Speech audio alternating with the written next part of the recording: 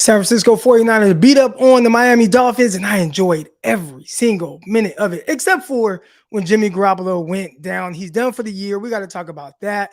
How did the 49ers win? Nick Bosa, is he defensive MVP? Hopefully we get to that.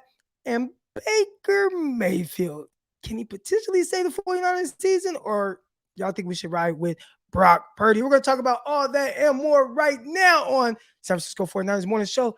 Let's effing go. Woo! Intercepted. It is picked off by Aaron Crocker. Over midfield, he'll run it all the way into the end zone. Touchdown. Crop Talk TV podcast. Peace.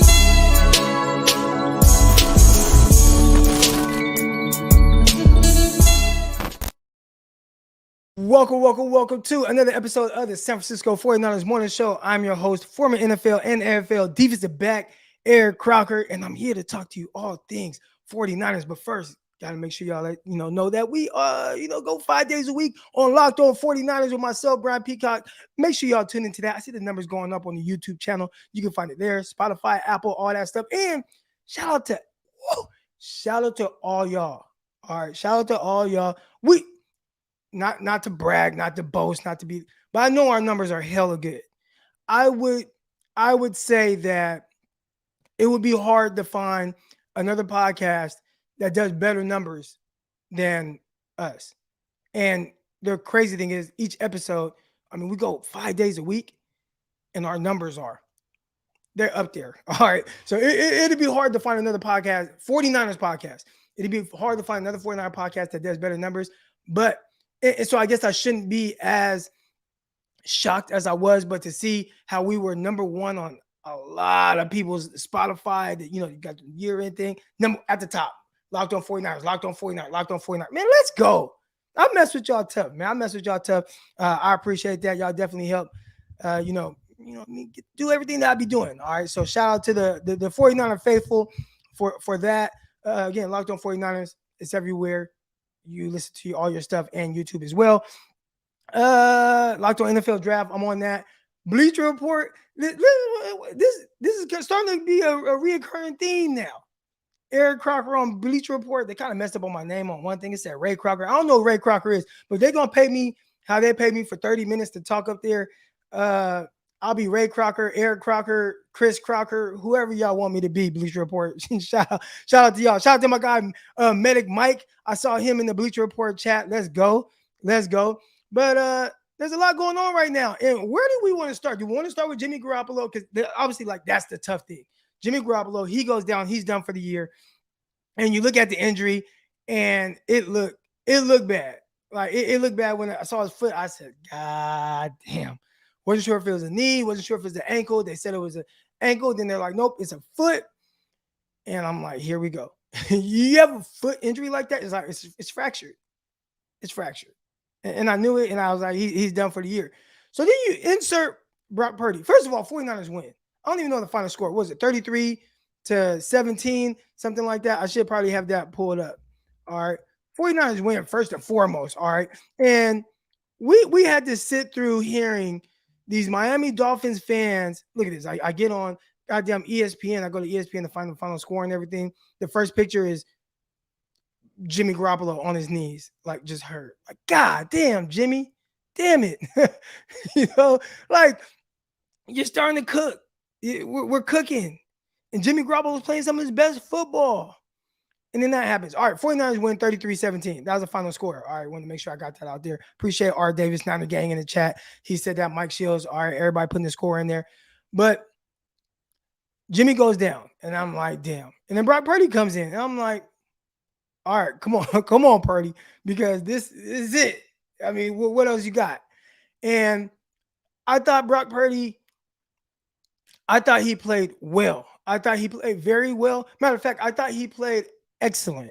All right. So excellent considering the circumstances. All right. Like a lot of these young guys, man, like you're a backup quarterback, you get no reps. So you're talking about a 7th round pick, 0 reps, no real, no NFL experience. Game plan isn't for you. Luckily for him, he's very similar to Jimmy Garoppolo in the sense of the things that he does. So he was able to come in. I thought he made some throws. Obviously he missed some throws. He bailed on some pockets, some clean pockets, and missed first window, whatever, as should be expected for someone who is playing without any reps, any continuity with any receivers that are out there, etc. So from that standpoint, just considering all the circumstances, I said, great job, Brock Purdy. Made some throws, made some plays with his legs on the move. That was awesome. The tough thing is I've watched Nick Mullins. And Nick Mullins, if y'all remember, he had to start against the Raiders. And that was, I don't even know if he got all the reps during practice or whatever, but it was Thursday Night Football. I remember because my wife and I, we were celebrating our anniversary at that time. That might have been like our 3-year anniversary. Now we're on year 7. Hello. All right. But Nick Mullins came in and played against the Raiders, and it's like, wow, like Mullins is lighting it up. All right. He is lighting it up. Wow, like got a quarterback. You know what I'm saying? Like you don't need Jimmy, you don't need CJ Beathard, you don't need any of these guys because you got Nick Mullins. And then the more Nick Mullins plays, it was very clear that like he's serviceable, but he's a backup. But he's serviceable, right? So he's the type of guy that if you need to, have this quarterback start for a game or two, you'll get through those 2 games. You got to remember, go back. Nick Mullins, nobody threw more nobody.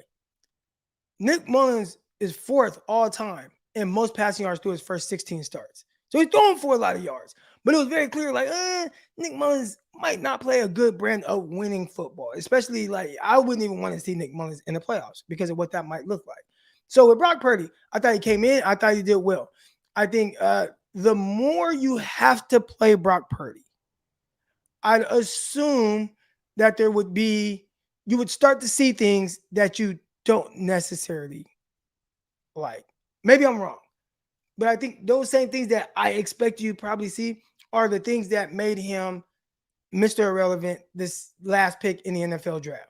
All right, so that's not to say you can't get through with him in the game. We just saw that. And maybe there's a better version of this. Maybe he just starts cooking and he is great. I hope that's the case for Purdy. Let's go, Purdy. I'm rooting for him. That's not exactly what I'm expecting to see. All right. But I hope we do see it. I thought at times he did a really good job of kind of getting the ball out of his hands. He made some plays on the move, rolled out, spin out of a would-be probably sack. Good thing. And obviously, he spun into some sacks as well. Got sacked, 4 times or whatnot. I'm not going to hold that solely against him. Or maybe he got sacked 3 times. Whatever it was. All right. He doesn't even know probably what he's seeing. Like when you're the backup, unless you prepare like, I don't know, like you're Steve Young or something, you weren't even like really the guy going up against this Dolphins defense. So he's just out there playing. And Kyle's just out there calling plays. So I never expected it to look great, but I thought he was exceptional considering the circumstances. There is a talent, arm talent thing that I'm hoping doesn't catch up to him. So the more you see him play, I noticed a couple of things. Driving throws will likely be an issue. His arm's just not good. It's not good. He got a backup arm. I noticed it right away. I said, man, my arm is stronger than Brock Purdy's, but we're going to get through this. Some of y'all see that tweet? I was like, my arm is stronger than Brock Purdy's, but we're going to get through this together. And they got through it. 49ers have a lot of weapons. You don't got to put on Brock Purdy's arm. But the more you play, teams will start to figure, okay, he does this, and he's limited here. And they'll try to figure out different ways to make him play, into his weaknesses. And that can start looking a little weird. And the more you see backups play, is a backup. The more you see them play, the more you start to see some weird stuff at times. Now, maybe he's Taylor Heineke or something. And we see Taylor Heineke, he's starting for the Washington Commanders, and they're playing him, and it looks okay. He's doing cool. He's doing cool. And I think I saw a little bit of Taylor Heineke and Brock Purdy. So if you tell me we get that every game, I think that's solid. I think that's solid. As far as looking like Jimmy, it's hard for me to tell right now because I just know that Kyle Shanahan as a play caller was handcuffed a little bit because this guy just has not played, and the scheme or the game plan was not for him. So there was like this. It's kind of hard to explain what I'm looking at, but I need to do a better job of that. I probably should have been more prepared to explain exactly what it is that I'm seeing. But overall, Brock Purdy, I think he did well. So that's not the issue. I think the issue is, does he lead this team to a Super Bowl? Because that's the aspirations, right? And I would just be a little worried at that. I say this. Your Super Bowl chances with Jimmy Garoppolo is high. Your chances of reaching the Super Bowl with Jimmy Garoppolo is highest with him at quarterback. All right. And then Trey Lance is under that, right? And then Brock Purdy is under that. So however you look, right? Look like Jimmy, whatever, but your chances are just better with Jimmy Garoppolo, even with Trey Lance. I mean, he's just so inexperienced, right? And then, so how do you get back up to having more of that type of raising your percentages of potentially going to a Super Bowl? Because that's what all y'all's goal is, right? I'm assuming. So, listen, don't shoot the messenger. I just saw this floating around my screen. I got tagged in it a bunch of times. But the Carolina Panthers are releasing Baker Mayfield. Now, before y'all go crazy on me, I don't think Baker Mayfield is this great quarterback. I think there's something with him in his leadership that is not ideal. I would have thought that there might have been like this gut checking type thing when you get traded away from, or whatever happened with the Browns, and then you go to the Panthers, and then it just looks weird, right? But saying that Baker is clearly more talented. Well, one, he's more talented than Jimmy, but he's also more talented than Brock Purdy. And being more talented doesn't mean that you'll play better. There's a scenario where maybe Brock Purdy's just better than Baker Mayfield. That could be the case. And maybe the 49ers will find out because he's hitting the waiver wire. But when I look, and again, I don't even know what that means, right? If he hits the waiver, if you claim him, do you have to pay the rest of his salary, whatever that is, for the rest of the year? All right. I would assume that if the 49ers bring in a Baker Mayfield, it is to start over Brock Purdy. And if you're wondering about, well, Brock Purdy, he's been here the whole time, understands scheme, et cetera, whatever. I do know this about Baker Mayfield. He played in a very similar scheme in Cleveland. Stefanski, I believe his name was, comes from the Kubiak tree, if I'm not mistaken. And that's kind of where Kyle Shanahan came from as well. I think everybody looks at Kyle Shanahan as he's the Shanahan offense, the Shanahan tree, but really Shanahan, like, he learned his early stuff under Kubiak. All right. So there's that kind of connection there. And when I watch Baker, it's like, dude's talented. Dude makes all the throws, but maybe there's a leadership thing lacking.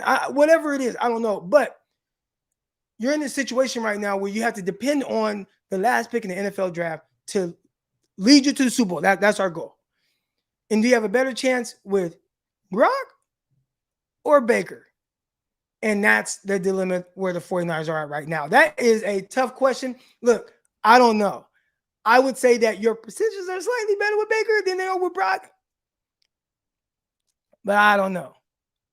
I don't know. That's a tough one. That's a tough one. So I can't wait to hear everybody's takes on this. And let's see. We got Far City. He says it won't happen. I'll say this.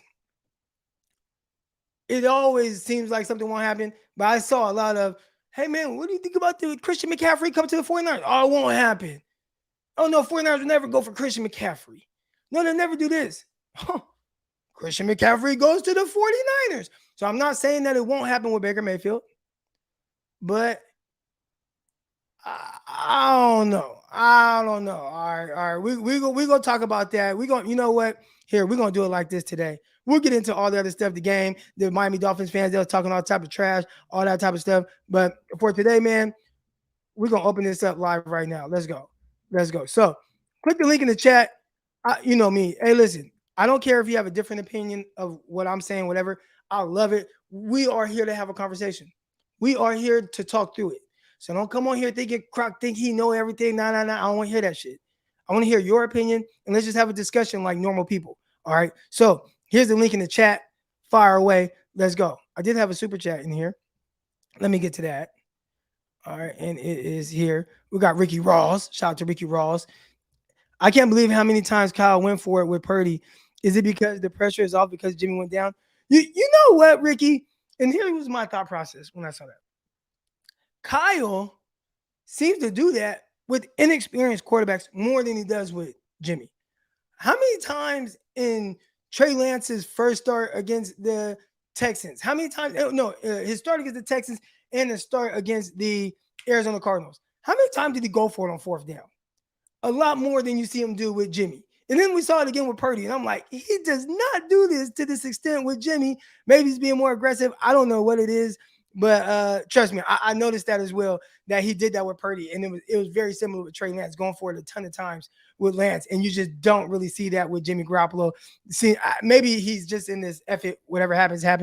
And he needs to just try to score. I don't know what it is, but very interesting. All right, here we go. Shout out to everybody in the chat right now. Hit the like button, hit the subscribe button. Baker Mayfield to the 49ers. Medic Mike, we got to get your opinion first. What's good, man? Good morning. What's happening? Victory Monday. Glad to be on. It was good seeing you on Bleacher Report yesterday. I wanted to come on and talk about the victory. I wanted 49ers just beat up on the Miami Dolphins. That was a huge win. And then the Jimmy Garoppolo stuff happens, and it's like, damn. And then Baker Mayfield. So I don't know. But go ahead. Sorry, I cut you off. Not at all. Baker is trash. Okay. I don't want him at all. There's nothing about Baker I want. We've talked about this before. Everybody in the NFL is talented. What is the thing that really starts to differentiate people, right? It's here. Right. Yep.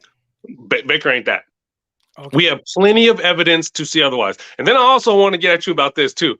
Y'all made every excuse when Jimmy Garoppolo ran out the back of the end zone talking about he didn't have an offseason. The game plan wasn't for him. Yada, yada, yada. Wait. Hold on. Oh, wait. I got it. What do I have on there? Oh, that's my name. Hold on. My bad, Mike. I'm like, what the heck is that? No, I thought that was one of the worst plays I've ever seen. I laughed at him. Right. But no, I said that is there a chance that he looked like, just out of sync because he really did. When we say didn't have an offseason, right, he did not have an offseason. Like he did not practice with the team. He didn't throw with the team. He didn't do one-on-ones with the team. He didn't do anything with the receivers. He didn't participate in a training camp practice. He didn't participate in a preseason game. Like he didn't have the playbook. Like he literally was not on the team. So he showed up for pretty much week one and was still doing scout team stuff. Like he shows up week one, scout team stuff, and then all of a sudden he's thrusted into the lineup and has to start against the Broncos. So as far as looking weird, I would say 8 years of experience. Yeah, and I think that he's recovered well, right? But the only reason I bring that up is to say I watched Brock Purdy yesterday, and there was nothing I saw to him where I was like, Jimmy would have done that better. Nothing.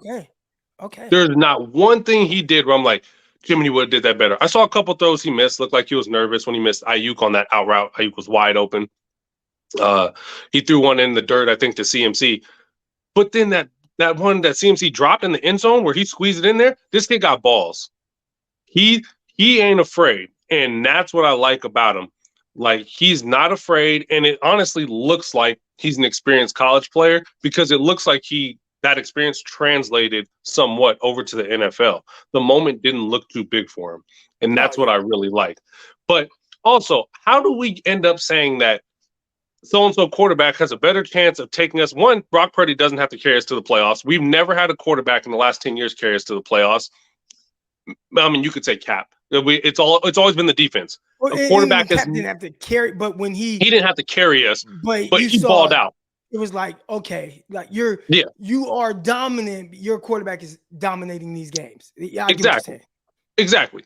We've never had a quarterback, and I'll say just the last 8 years, so we get the whole Jimmy thing. But Jimmy has always been an anchor in the playoffs. Why does anyone see? And we have evidence that and think that Jimmy has a better chance of winning a playoff game or taking us to the Super Bowl, quote unquote. Why? When I watch him throw 3 picks against the Vikings, when I watch him throw it 8 times and Raheem Mostert blow the doors off the Packers himself, when I watch against the Packers again, where it took a Talanoa Hufanga block punt return touchdown for us to win that game.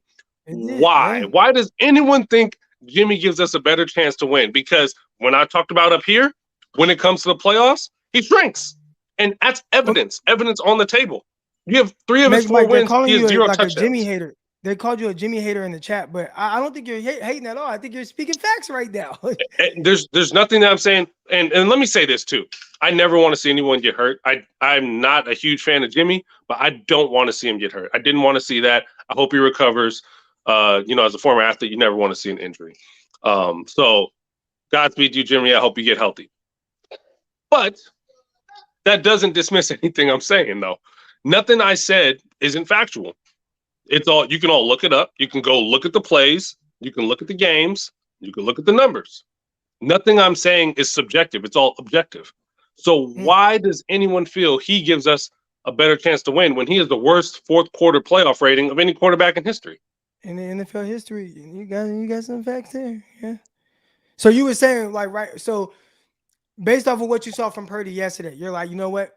Roll with that. Take your chances. Based on what I saw from Purdy, bringing in a Baker Mayfield. Don't talk to Baker Mayfield. Don't call his agent. Don't look that way. Don't even. There's no way I would want anything to do with Baker Mayfield. All right, so keep him stay the fuck away. All the way away. All the way away. Far away. Different. I mean, just all the way. Different coast. Yeah. All right. I'm gonna get to the next caller, Medic Mike. Man, I appreciate you coming on. All right. Shout out to my guy, Medic Mike. I think he might have froze right there at the end, but I like it. I like it. I like hearing a different opinion. And we're gonna see if we got a different one here. We got Darius coming on. Darius, good morning. How you doing, bro? Nah, it ain't different. It's not different. Why you got Darius as your name right here? No, you said you see if the opinion is different. Oh, okay. Opinion. The opinion, yeah, it's the same opinion. I don't want Baker. All Brock has to do is play it safe. I saw people in the chat talking about you're not a 49er fan. Why is it when people speak the truth about Jimmy, you're not a 49er fan? We want to win. We just telling y'all what he has done. He's the worst ever quarterback in the fourth quarter of the playoffs. It's a fact. We're not making up stuff. He shrinks in the playoffs. Oh, Derek, I do want to pause you real quick, just so I can put a disclaimer out there, because they'll start attacking me in my comments and stuff. It is not me. It is not me saying this about Jimmy. So y'all wanna attack? Like, make sure you're clear with who you're attacking, because I'll be getting upset in the comments. All right, but go ahead. Tag me all you want to. Get it off. Whatever you got, man. I love it. I love the different opinions. I don't have a platform, so they can only say this stuff in the chat, and then I won't ever see it again. Whatever. Yeah. But no, like I said before, if Jimmy plays the playoffs like how he plays the regular season, we got 2 Super Bowls right now. Preach. That is objective fact. Somebody put in there that's not fact, it's opinion. No, it's an objective fact. He is the worst QBR ever in the playoffs in the fourth quarter. So that says something. And that's tough, because in the fourth quarter, I mean, in the playoffs, typically games are really tight. Right. And, and so that's when you need your QB. Are you saying in these moments, right, the 49ers are like, all right, like, got Jimmy at quarterback, man, we got to hold on for dear life, right? Like, you got to hold on.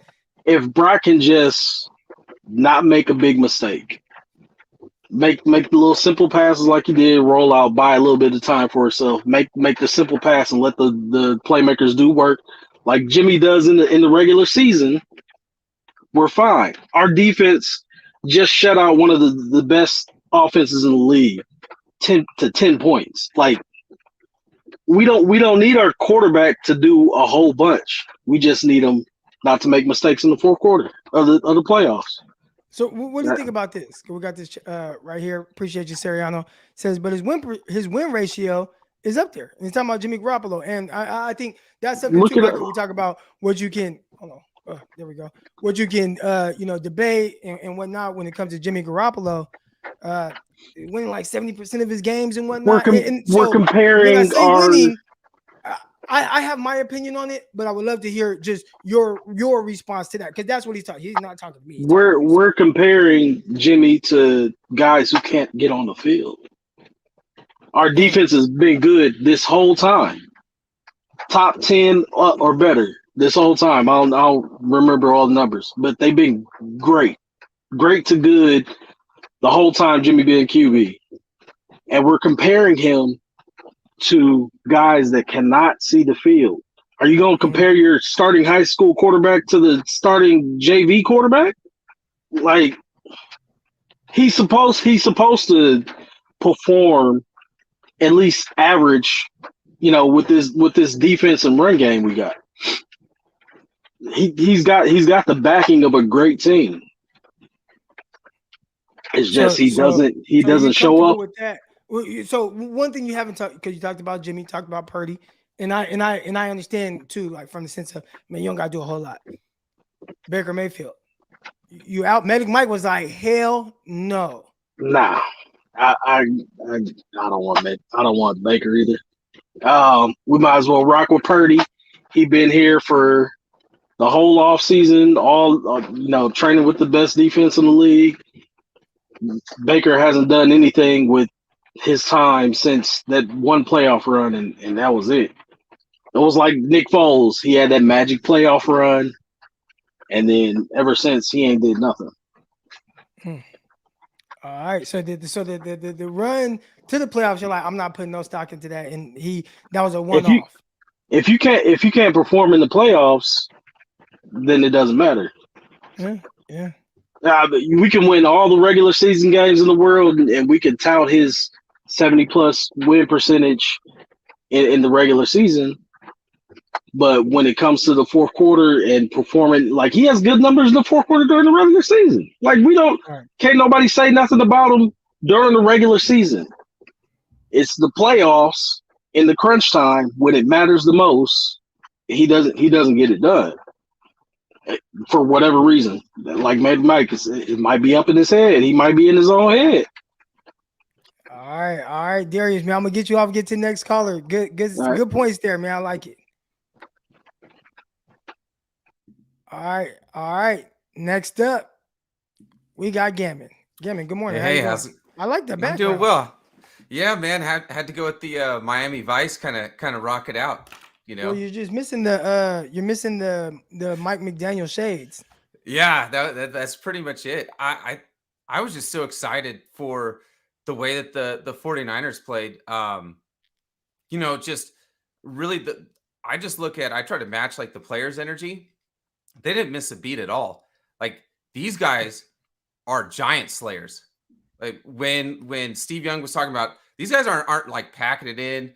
They're not down at all. I mean, these guys are happy as hell.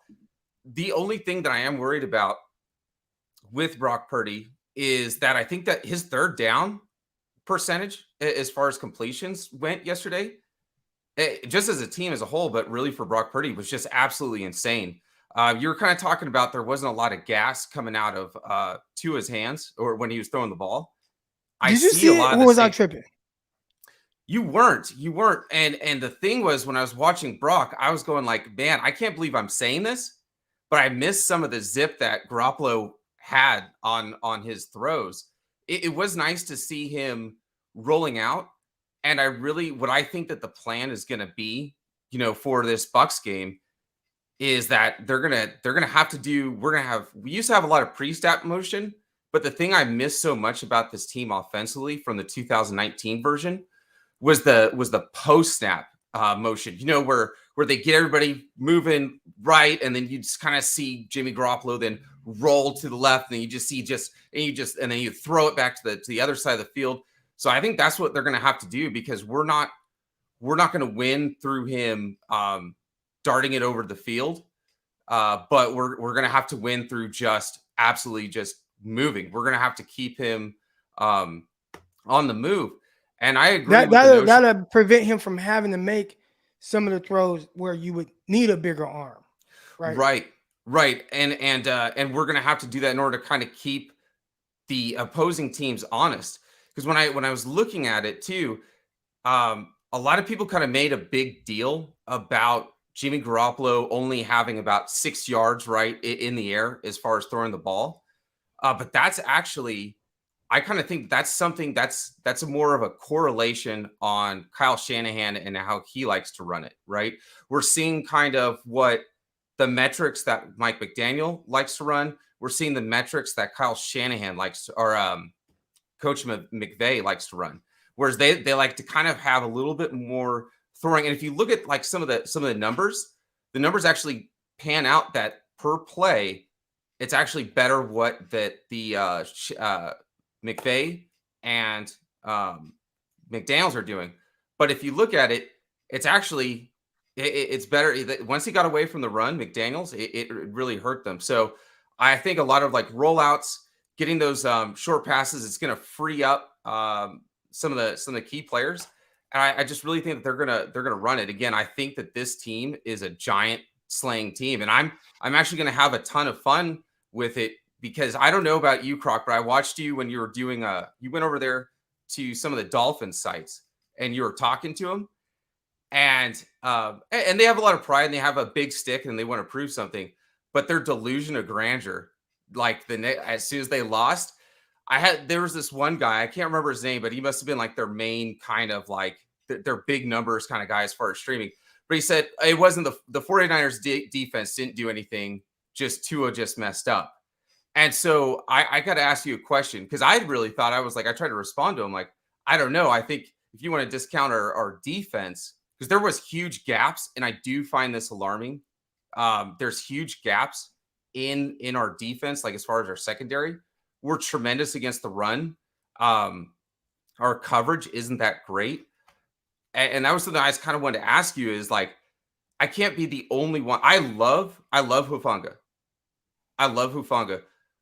But is that going to be something where when we go into the playoffs, like that could just really get us killed against somebody like a Hurts, like a Dak Prescott, I think Tua is kind of like Kirk Cousins. He got the yips. He got happy feet.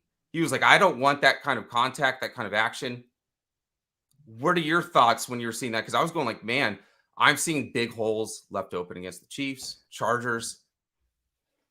There were some big holes in the defense yesterday. I thought a lot of it came off of a really good RPO scheme by the Miami Dolphins. And I was in the space and I heard some people say like, oh man, like the Dolphins, they run the same offense as 49ers.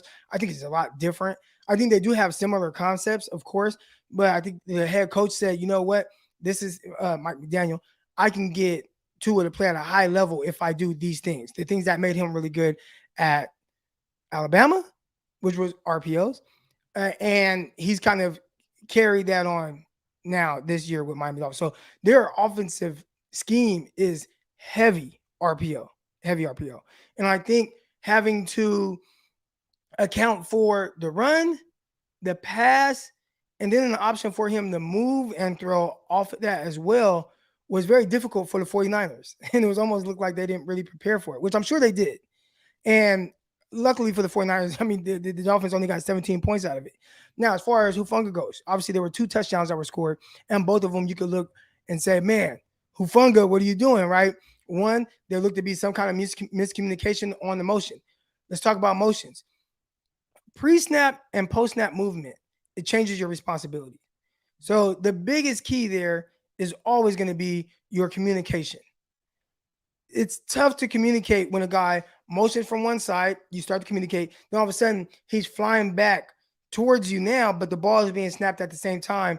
And at that time, now it's like, okay, how quickly can we communicate what, this change? Or you might end up with a busted coverage like I think you had a gaping hole on the Trent Sherfield touchdown.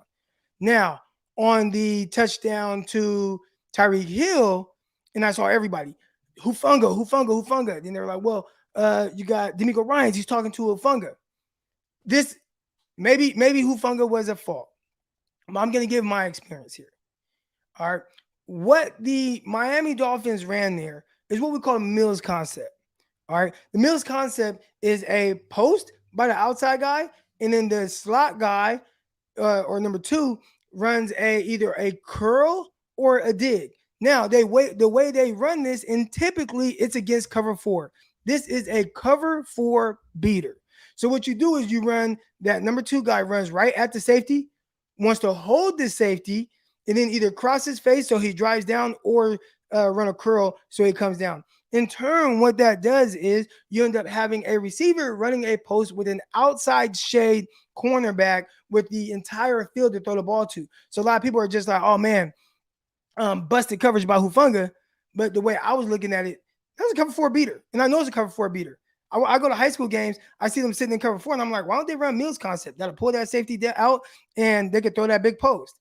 Right? I'm watching games. You run the sit in cover 4? Okay. I coach. You want to sit in cover 4? I'm going to run Mills concept. They ran Mills concept. It got it done what they needed to, and they had a big hitter for it. Is it Hufanga? I don't know what they were told during the meetings, but I know typically how that works and what it's designed to do. Another example of that, remember 2017, Marquise Goodwin scores a game-winning touchdown against the New York Giants. Do you remember that play? Gammon? You can't hear me? All right, Gammy can't hear me. All right, I'm gonna put you backstage right now. All right, here we go. I'll bring Terradome on and say, Terradome, do you remember the play when Marquise Goodwin scored a touchdown against the New York Giants?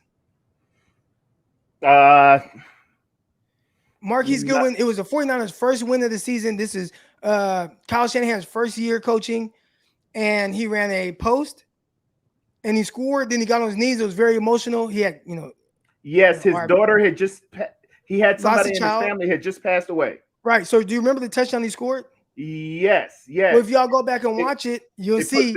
Put the safety in conflict. Yes, sir. It puts the safety in conflict. The safety drives that kind of dig or sit route that's about at 10 to 12 yards, which on that play, I believe it was Kendrick Bourne. And then you have the post by your outside guy with an outside shade corner. So all you want to do is just throw it far away from the corner and let your fast guy run underneath it. Yeah. And that's what happened. So again, a lot of people, Hufanga, I like Hufanga. I like his instincts. I think he plays extremely fast. I watched Trevon Diggs get beat for a touchdown against the Colts, and he drove what he thought was a slant. It was kind of like a sluggo, and he got beat for a touchdown. Trevon Diggs is a playmaker. I don't want to take away from his aggressiveness. Talanoa Hufanga is a playmaker. I don't want to take away from his aggressiveness because, oh man, you got beat on this play, but don't stop being aggressive. Don't stop being aggressive. Stop being you. I think we got Gammon back. Gammon, can you hear us now? I don't think we can hear Gammon. Yes, I can hear you guys. All right, there we go. Now I'll pull this down so we can see you. So I wanted to have a conversation with y'all. We only got 2 people in here right now.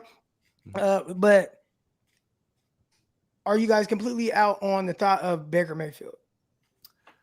Considering the circumstances, because right now it looks like 49ers went. They got Josh Johnson, and I'd assume that he's going to be your backup quarterback. So you got Brock Purdy, Josh Johnson on a team that really wants to win the Super Bowl. So I'm not completely out on Baker Mayfield at all. Again, I mean, this is an offense that's designed for the quarterbacks to throw 8 yards out, really. The only thing that really has given me pause about Baker Mayfield is that in those short to intermediate areas, he's not very accurate, right? So if you bring up that list of Jimmy Garoppolo, Taylor Heineke, Nick Mullins, even I brought him up, and then you bring up Baker Mayfield. You know whose percentage, as far as completion percentage, is at the lowest? That's going to be Baker Mayfield. But I think also too, though, he could work in the system. The 49ers are in a position where they don't have a choice to be picky, right? Like, it hurts so bad to not see guys like Patrick Willis, Joe Staley, a slew of guys not get that ring. I don't want to see that happen to a lot of these guys in this defense playing their butt off. Yep. And the other thing is, look, if we are going to make moves, if we're going to bring Baker Mayfield in, we need to do it now because this system is difficult. He did come under the Stefanski tree. It is about winning the ring, right? Winning the games. It's not about whether you like somebody or you don't. If he came into this locker room, there's enough leadership where like, we're not going to play that F-boy stuff over here. Like, get committed, hand me to the damn rock, and then let's go. The other thing too is Brock Purdy is not a big guy. Brock Purdy is not a big guy. If he goes down, this offensive line, the last couple seasons, how many starting quarterbacks for the 49ers have been able to stay healthy? Yep. Not Nick Mullins, not CJ Beathard,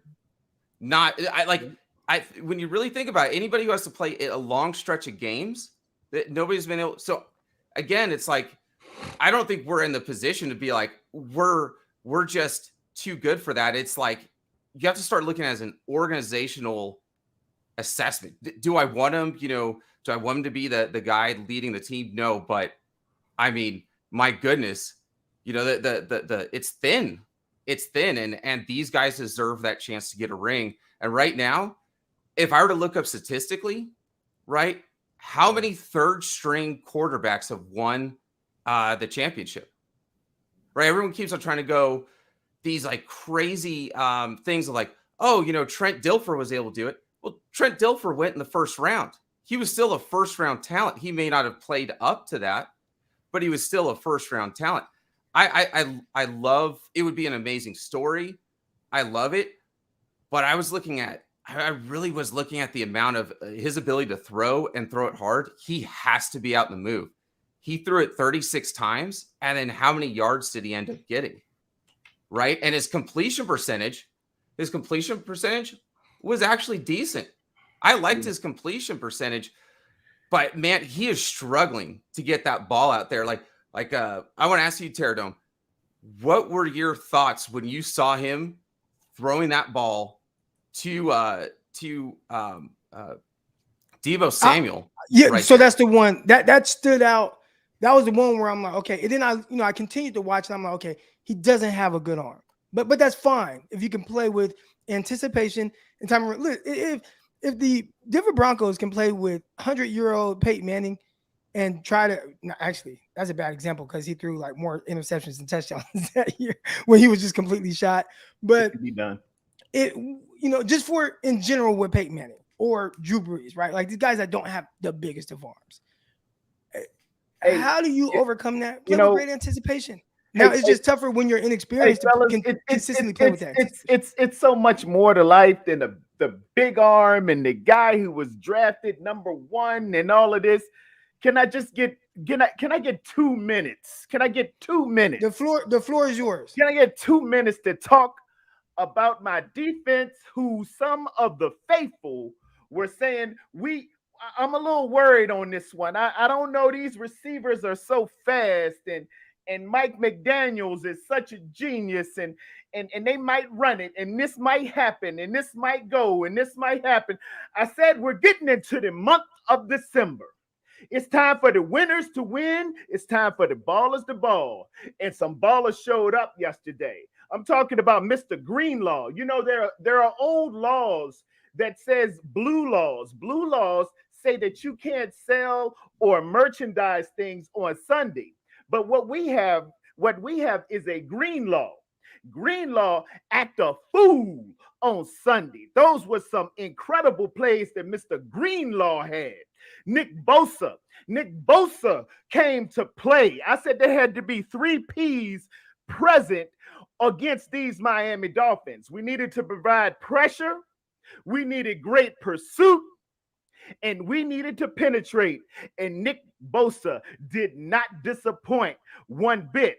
Chairman Fred Warner was down there in the middle, the man in the middle, laying it down all day. We here for the smoke. I got to shout out number 54.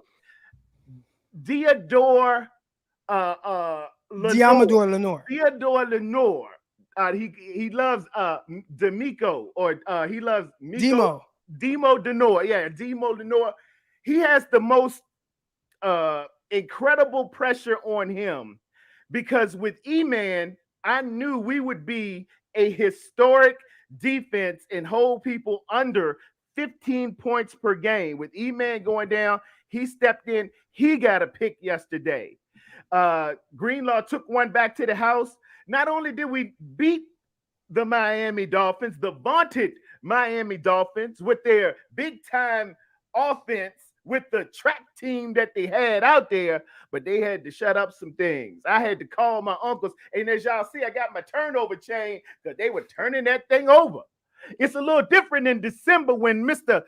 Tua came out there and they said, oh, he's a little off today. The commentators will say, oh, he usually hits those. Oh, it's a little different when number 97 lined up against you, ain't it?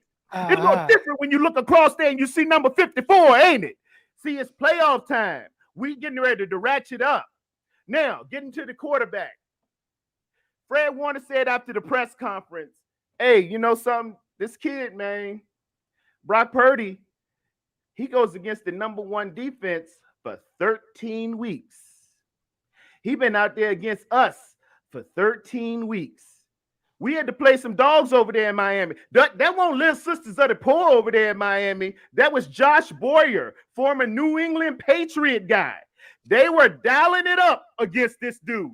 They were sending some bringing the house, and they were stunting 101, just like 50 Cent in them. I teach you how to stunt. My wrist ain't rocked up, my TVs pop up in a Maybach Benz. They was coming at that kid, and you know something? He stared him down. He hit the targets, and if it was number 10, y'all would say, oh, Jimmy G is on the next level. So I don't want to hear all about all this stuff, and don't let these outsiders come and tell us what the San Francisco 49ers do. We've been here. We are faithful. We're going to stay here, and we're going to be here until February when I meet you in Arizona. Let's go. Make myself clear. Let's go. He made himself very clear. No more Baker Mayfield, no more anybody else. We got Brock Purdy, baby. I'm inspired. Absolutely. Gammon, do you have any rebuttal to that? No, I don't. Like I said earlier, this team they're giant slayers. We're coming into everybody now. I love the underdog stuff. Everyone is going to do the thing again where they say like, because you're quarterback, we're going to win. And right now, this is something that just rallies the team forward. Like, we are moving forward. We have all these pieces. We weren't winning this season because of it wasn't because Trey Lance was winning the game for us. It wasn't because, Jimmy Garoppolo was winning the game for us. Yeah. I mean, I just said it so many times already. We just need somebody who can throw 6-yard passes. The only thing I am concerned about is just we need to build up. We have to rebuild that cabinet of quality depth, because I think we're losing sight. I know there's a lot of teammates who don't. Let me shout out one more thing real quick. We need to be more like Phil Jackson in 1992. Give the ball to Jordan Mason. Every time I see this kid, he's averaging 5 to 6 to 7 yards a carry. Get that little young beast mode running. I want to see 12 to 15 carries out of him. That will alleviate. I think I can get back there and be the quarterback if I'm handing off to him every now and again for 12 or 15 carries. Adding that in with some CMC, a little taste of Debo and some other things. I yield the floor back to you, Gammon. Sorry about that. Yeah, so I agree with that wholeheartedly. So one of the things, right, and I kind of mentioned, we're going to need to really rely on keeping guys healthy now, right? So Croc, if I were to ask you, who are the 3 best players on the 49ers right now? Who are the top 3 dogs right now on the 49ers? Trent Williams, Nick Bosa, Christian McCaffrey. Okay. I mean, there's like Fred Warner. There's some other guys, but I think it's hard to pick. Yeah. It's hard to pick. They have a lot of good football players. So right. Who are now? If I were to this is kind of like the same question, but asked in a different way. Terradome, right? So you heard who he said was the 3 best players. we could make an argument about that all day, right? That's kind of impossible to choose. Let me rephrase this to you differently, brother. Who are the 3 most important players right now on the 49ers? Man, I love my defense. I like Mooney Ward, Nick Bosa. I like Deebo Samuels. Did you see them? Did you see them surround Deebo Samuels and he still scoot out there and give you everything you got? Deebo gonna be here in December and January and February. Trust and believe. The reason why I want to rephrase that. So there's a difference between best and important, right? So when I'm thinking about the best, it's easy to pick the best. The most important right now is going to be, in my opinion, is probably going to be Robbie Gould, right? So I'm looking at what the Washington Commanders are doing, and you're looking at Tyler Hand, like the height, weight, size, everything like that is pretty damn similar. Really, they're going to struggle both to get to like 200 yards a game or eclipse that. Yeah. Robbie Gould, that quarterback depth at that position. If somebody gets hurt, who has that book ready and studied, ready to go, right? And then at that point, it's our offensive bangers who get injured a lot. That's going to be your, Kittle. That's going to be Deebo Samuel. That's going to be Christian McCaffrey. The big thing with, I think, bringing in Christian McCaffrey was that the problem that the Panthers had, when I at least talked to them and some of their streamers, is that they said that the hardest thing that they had to figure out was how many touches to give to Christian McCaffrey, right? So when you think about receivers, it's receptions. We think about running backs, it's carries. But when you think about in terms of Deebo Samuel and Christian McCaffrey, it's about touches. And when you're talking about 12 to 15 carries for a guy like Jordan Mason, I think it needs to be a little bit higher, like 18. Yesterday he came out. I would prefer 20. I would like 20 for Jordan Mason. And hey, if I got to take one thing away, we keep getting these quarterbacks going down. I done seen 2 very good ones, and all the Jimmy lovers out there. Jimmy was playing good ball, and all the Trey lovers out there. I'm a Trey guy. Trey was playing good. These offensive linemen, hey man, hey, I'm talking to you, Brendel. Where my camera at? Brendel, McGlinchey, Brunskill. Hey, those quarterbacks getting hurt. You lucky I ain't your offensive coach or your offensive lineman coach. You be meeting me out at that 7-man sled. We will get it done. That's for you. Big Trent, hey, a little bit of that on you too. Superstar, 99 on the Madden. Let's get it done. Any quarterback is great if he can get 3.5 to 4 seconds back there with protection. You can look like Y.A. Tittle. You can look like Johnny Unitas back there if you give me 4 seconds. But if he back there running for his life, somebody putting a knee in his foot, we got problems, right? Right. Open the hole. 1 second. Open the hole to protect your quarterback. Yeah, 1 second, guys, because it's been a little minute. Let me get to some of these super chats real quick. Got Mike Shields. Maybe I missed Mike Shields' actual super chat. Everyone go watch the OBJ video and tell me you still want Baker. So what he's alluding to, Baker Mayfield, Odell's dad put out a video of Odell being open and Baker just not throwing the ball to him. Yeah, it won't. And that was something that eventually helped Odell force his way out. We all know how that ended. He goes to the Rams and he wins the Super Bowl. Right now, he got hurt. Halftime, right before halftime, whatever it was, and unfortunately for Odell, but he was turning on. He had over 100 yards in the game. He was on his way to MVP. Yeah. Yeah. So we got that one. We got Steve in here. He says CMC and Bosa will have to sign off on Baker Mayfield. Right. So both of those guys, and that's interesting. Bosa obviously played against Baker. Yeah, but I think CMC planted the flag on him. CMC, that would be a big one. Probably like kind of an underrated storyline in that whole thing with just, hey, what do you think about the few months you spent with Baker? Cal would definitely go to him, and he would respect CMC's view on Baker Mayfield. He would. Right. All right. And then we got Javier here, and Javier says, Croc, I think we need Baker. I don't think Brock has enough experience in the future. Yes, but not now. Baker has one playoff win. He isn't great, but that's where we are at. Unfortunately, you have to bring him in. And I'll kind of elaborate on that and what he's saying. And I kind of understand it from this standpoint. Brock could very well be great. I just don't know. And I've seen a lot of times some of these guys, the longer they play, it starts to look a little weird. So to kind of prepare for that, and you have an opportunity to bring in somebody like Baker, who at the very least has experience. He's played in games, he's played in playoff games. Is he a great quarterback? No, but to some extent, it can help. And maybe you just keep playing Brock, and maybe Brock does awesome. But it would be nice to have somebody kind of that backup plan, because right now you keep losing quarterbacks, right? You lost Trey Lance, you lost Jimmy Garoppolo. Gosh, you lose Brock Purdy, and I don't know.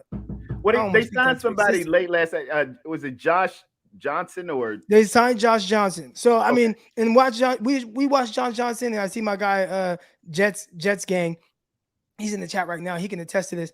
I did watch Josh Johnson play a game last year. Zach Wilson was hurt, and Josh Johnson came in and threw for a bunch of yards. He at the very least knows what's going on. So I don't know. It's very tough. I would feel more comfortable if they went out and got Baker, even if you don't bring him in to start. I'd assume that's what you would do, but even if you didn't, because I've kind of seen this, and I'm seeing a lot of Nick Mullins with Brock Purdy, and that's not bad. That is not bad at all. That's not bad. I'm cool with that. Nick Mullins just not cool with counting on, like, dang, okay, I got it. You got to win Super Bowl, so that's tough. When Nick Mullins was playing a lot, right at that time, it wasn't like, oh man, you got to win the Super Bowl.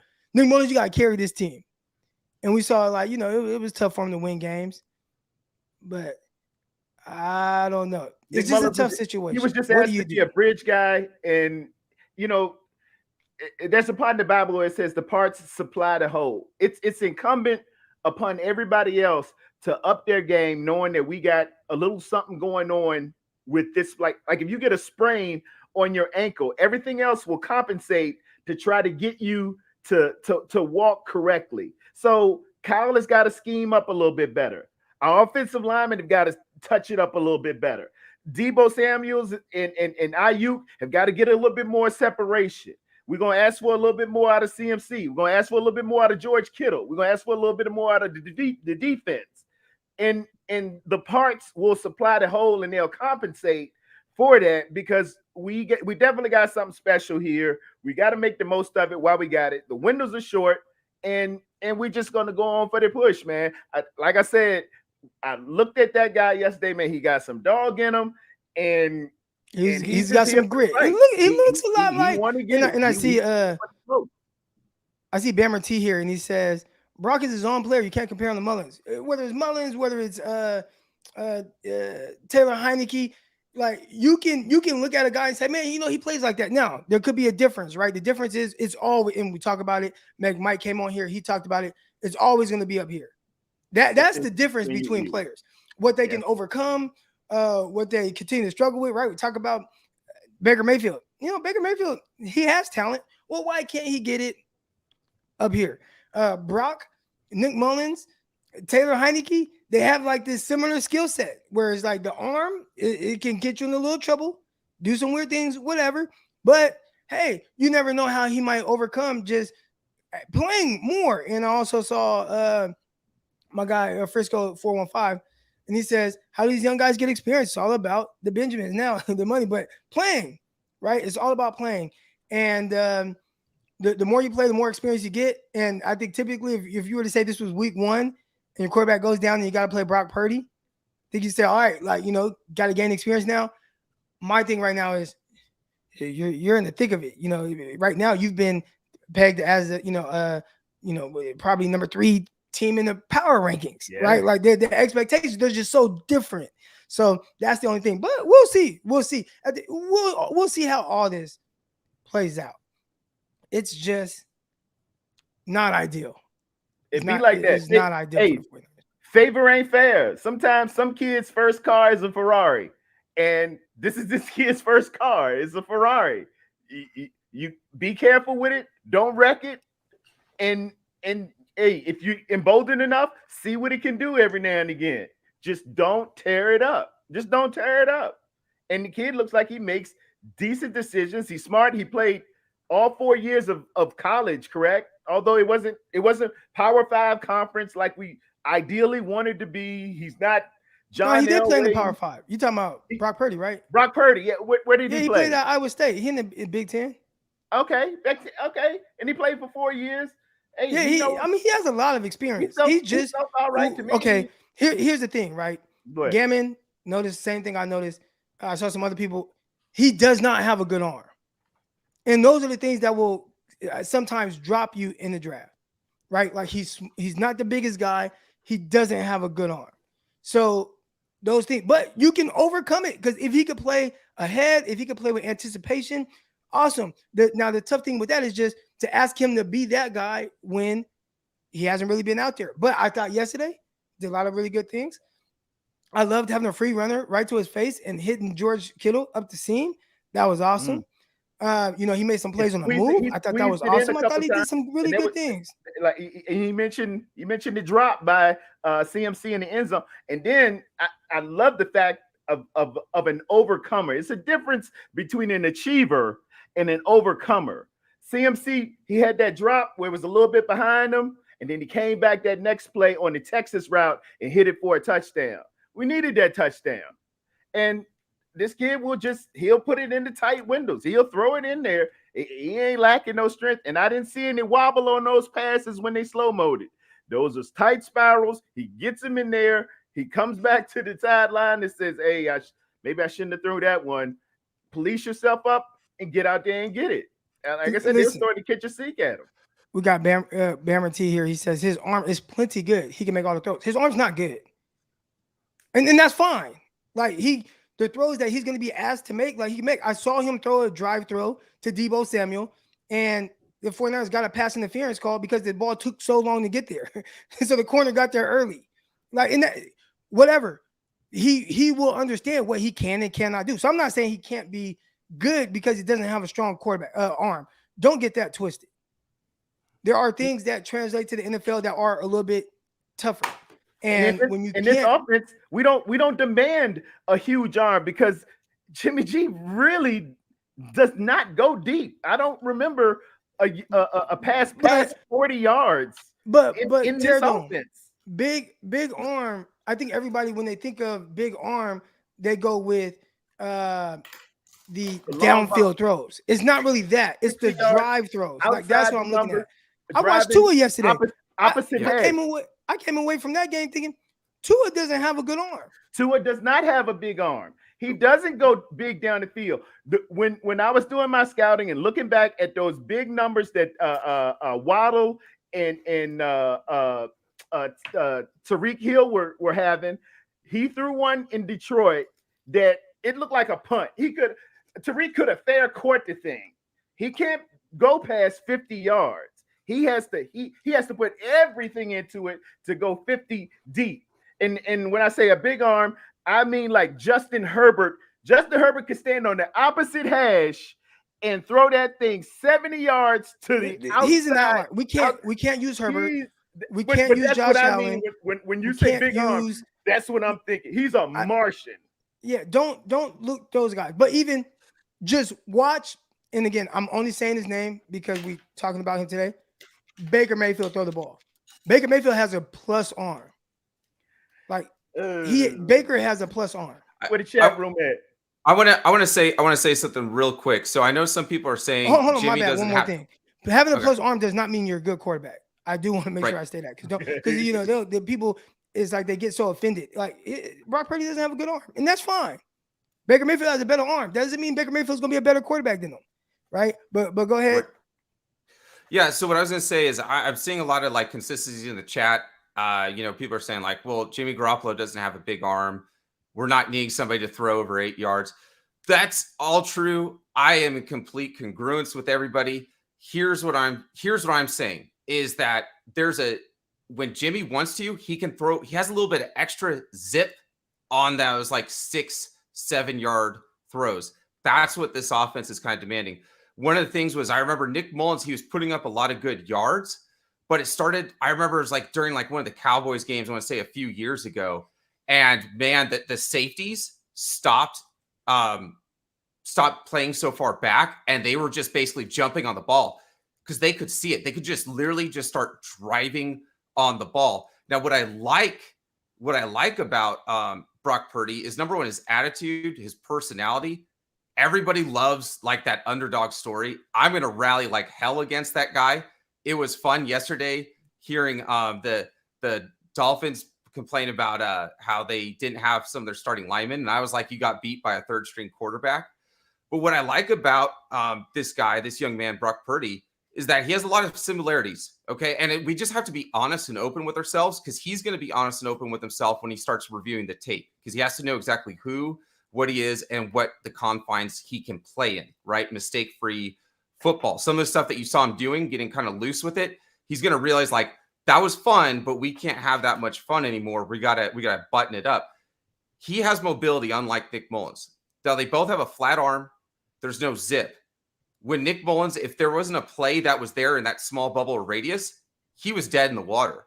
What I like about Brock Purdy is that he can at least wheel out. He can kind of get like, okay, you're about 6 yards out of my radius, but I could run to you, right? Like delivery service, and I'm going to get you the damn ball. And he's got the damn heart and the fight in him to do that. Like you just love that. He might be the most Mr. Irrelevant, the best Mr. Irrelevant quarterback. He might be. Ever. There's got to be one.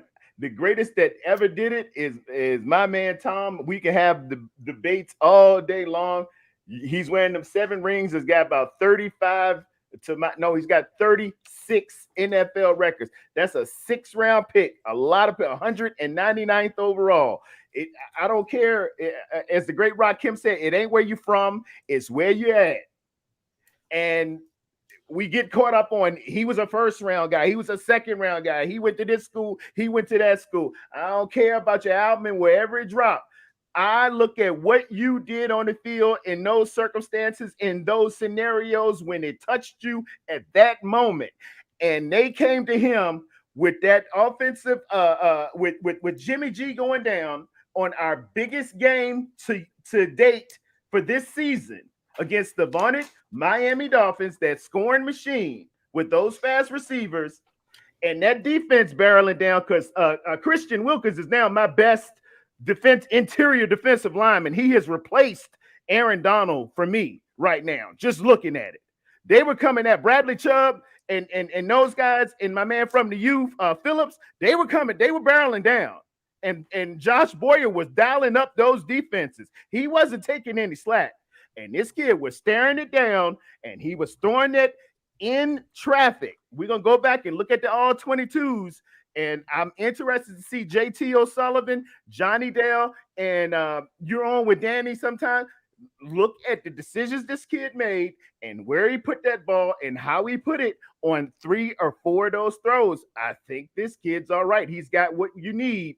He's got poise. And he's one of us. Yeah, I did. I really like the poise.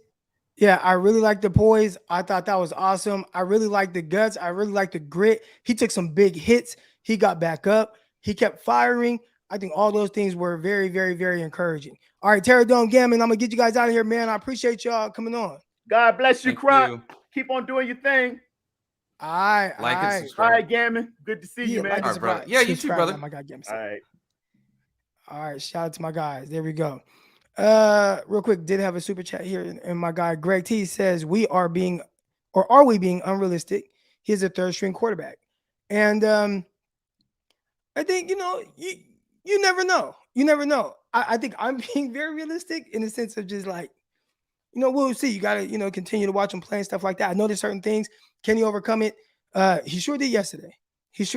And then, again, that was a good Miami team. So it was definitely very fun watching him.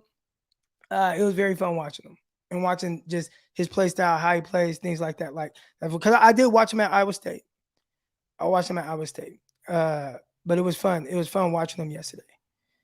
And, you just hope you keep it up, right? Like 49ers need that. You got to keep it up. And that's tough to ask a guy. Now, this is the part where Greg, are you being unrealistic? asking him to, what we're asking of him. That's tough. It's just tough. And it's the NFL. It's the NFL. So what are you going to do? Hell, I mean, we watched what happened last year. 49ers lost to Tennessee Titans the day before Christmas. Jimmy Garoppolo hurts his thumb or his shoulder or whatever. Trey Lance comes in. Now, again, different expectations. Trey Lance was a 3rd overall pick. You trade up a lot to get him, right? But Trey Lance comes in and he has to play against the Houston Texans. Essentially, that was a playoff game, right? Like that Houston Texans game was a playoff game. Trey Lance had to win that game. And Trey Lance did. He threw the ball downfield. He completed 70% of his passes. Ran for 30, 40 yards or whatever. Threw for another 250. Like, he had a good game. And, you asked him to do it one time. Now with Purdy, you're going to ask him to do it more than once. I think that's the part where it's like, unrealistic. I don't know, but it's definitely tough. It's tough. It's tough. Go watch his college tape. The tough thing about watching like college tape on guys is the tough thing with college tape. If not saying that you don't know what you're looking at, but if you're not looking at these like little things on how that game might translate, right? You start talking about throwing the ball down the field or hitting guys. I do think I don't think he'll have an issue with that, throwing the ball down the field. Throwing the ball. Look, when it comes to having a big arm, unless you're talking about like a Josh Allen 70-yard pass in the air, right? But just throwing a 50-yard pass, you don't need a big arm for that. Matter of fact, especially if you have a guy open and he beats a guy, like you don't need a big arm until you need a big arm. So if one of y'all were to just drop back or have me, first of all, okay, hold on. I don't have the biggest of arms, right? But I can throw a ball pretty well downfield. All right, so I think I posted it yesterday. Hold on. When Jimmy got hurt, me, I had to jump in there like, hey, 49ers, I'm ready. I am ready. So hold on. Now this throw that I'm gonna show you, it can be a little difficult. All right, hold on. Hold on.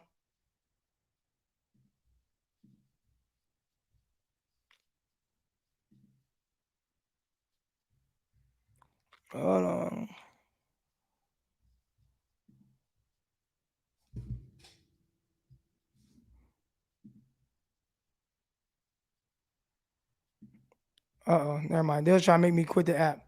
All right, I can't show y'all right now, but anyways, I can let it rip. All right, I can let it rip a little bit, and I say that because you can throw a ball downfield, and you don't have to have the biggest of arms. All right, it's the how you have to throw the ball to get it from point A to point B. So how can you throw it without having to have your feet set? Right? Yeah, I can't have my feet set, but I got to drive this throw 25 yards. Do you have an arm for that? Man, I'm on the run and then I need to make this type of throw and it has to come with a certain type of velocity. Do you have an arm for that? And those are the things right there. I got this drive throw. I got somebody falling at my feet. Can I still drive it 20 yards? Like those are the things, right? So and then in college, it's can you, I look at a lot of far hash throws in college because they have a lot of wide field, right? So in college, when people start talking about, the arm and stuff like that, well, the field is more spread out because the college hashes are so far.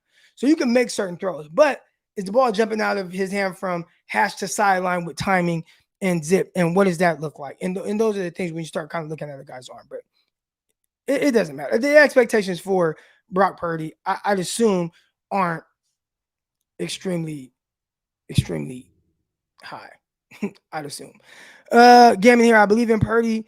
What this team needs is a seasoned vet, to back him up and mentor Brock in supportive role. Options limited: Ryan Fitzpatrick, Cam Newton, Josh Rosen, RG3. No sexy option. Well, I'll say this: as far as being his backup and mentoring him, well, yeah, it's Jimmy Garoppolo right there. So I don't think it's so much that he needs like the seasoned vet backup because Jimmy has played a lot of football. What is this, year 9 for Jimmy Garoppolo? Like he's been through it all. He's had the injuries. His understanding his limitations, what he does well, etc. Being in his offense, like I don't think any of those guys will be better for Brock Purdy than Jimmy. Now, as far as like being a backup, actually being on the field, I think Josh Johnson, who they signed, that's a really good person. Josh Johnson has played in like on 20 NFL teams or whatever it is. So I think that's someone too who will be a good, veteran backup. Obviously not seasoned in the sense of NFL starts, but Josh Johnson has done a really good job of coming in when need be, making plays, making throws, doing those type of things. And I think Purdy can learn a lot from him as well. So we didn't even really get to talk about the game. We didn't even get to talk about that, but I don't think I'll be in Seattle next week. Matter of fact, the Seattle game that's like the following Thursday, don't think so. I don't think so. Trey coming back, just watch. He got that dog in him. You missed my other super chat. Did I miss it? My bad, Brian J. I'll try to scroll up. I will try to scroll up and see if I can see it. Obviously, there's a lot of comments going on here. I wouldn't bank on Trey Lance coming back. They say he was out, and I'd kind of leave it at that. So, that's how I would do it. I'd just play Brock Purdy. But yeah, there's a chance. I mean, we did have, we have Coach Desi come on, and she didn't want to, jinx it, but she was talking about the injury and saying, she didn't want to say it, but she kind of said it, right? Like, yeah, there's a chance that Trey Lance comes back. She brought that up a long time ago, and right now it looks like he's on track. But that's not something I would do. Definitely not with Jimmy Garoppolo at quarterback. Now, I mean, maybe you have some kind of thoughts, but I don't know. They only have 2 designations available to bring guys back, and I believe that is they have something for Javon Kinlaw and Elijah Mitchell. So if you bring back Trey Lance, and I don't know, God, don't get mad at me in the chat. Don't do it. Hypothetically speaking, if you bring them back, then you aren't able to bring back one of the 2 with Elijah Mitchell and Javon Kinlaw. So there's that. But I would assume Trey Lance is done. I would assume. That's what I think. Here we go. Here's another super chat. I must have missed this one. The difference is Brady was 3 years in the system. He is a rookie. Bring Baker at least back up. I can see that. That's comparing Brock Purdy's situation to Tom Brady. I don't even know. Was Tom Brady 3 years in? I think it was like year 2. Maybe he was 3 years in, but I thought it was like year 2. Would you consider Cam Newton? No, I would not. And I like Cam, but I just wouldn't. I like what they did with bringing in Josh Johnson. All right. But, yeah. Appreciate everybody that tuned in today. Great conversation. Shout out to Terra Dome, Gammon, Medic Mike, Darius. There we go. Darius. Appreciate everybody, man. Appreciate everybody that tuned in. We're going to get out of here now. I got to go train some athletes, and we'll be back here tomorrow, Tuesday. Of course, man, I got Coach Desi. Coach Desi coming on. We're going to talk injuries. We're going to talk about Jimmy Garoppolo. What is he experiencing right now? We're hoping we can get some pictures on it. We're going to talk, Trey Lance, what's his recovery like? We're going to talk about the 49ers moving forward. And can we talk about the defense and this actual win? We're going to get into all that and more right here on the San Francisco 49ers Morning Show. Hit the like button, hit the subscribe button, and I will see y'all tomorrow. Peace. Intercepted. It is picked off by Aaron Rodgers over midfield. He'll run it all the way into the end zone. Touchdown. Crop Talk TV podcast. Peace.